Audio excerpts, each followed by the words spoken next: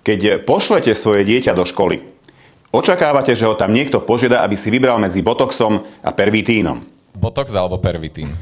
Pervitín.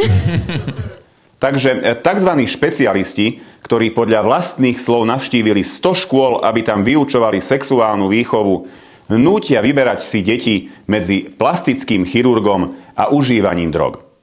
My rodičia si myslíme, že deti chodia do školy, aby sa tam učili matematiku, jazyky, literatúru a iné klasické predmety.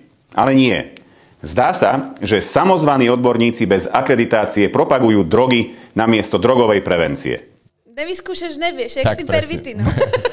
Vo videu na verejnom vystúpení môžete vidieť ľudí, ktorí osobne chodia po školách vyučovať sexuálnu výchovu. Dôležitá v tomto kontexte je nielen otázka, ale aj odpoveď. Vzorec podľa najobľúbenejšieho. Sex, drogy alebo rock'n'roll? Sex.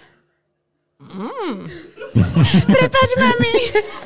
Lebo drogy sú v pohode odpovedať pred mamou. Drogy sú pre respondentku prirodzené, no má pocit, že slovom sex šokuje vlastnú matku. Dokonca sa ospravedlňuje. A viete prečo? Pretože presne vie, že jej odpoveď už neodzrkadľuje matkine hodnoty. Hodnotový systém, ktorý preberá pred verejnosťou, je výsledkom iného druhu osvety a nie rodičovskej výchovy. Toto dievča sa stalo tým, čím ju urobili iní. Chcete, aby toto spravili aj s vašimi deťmi?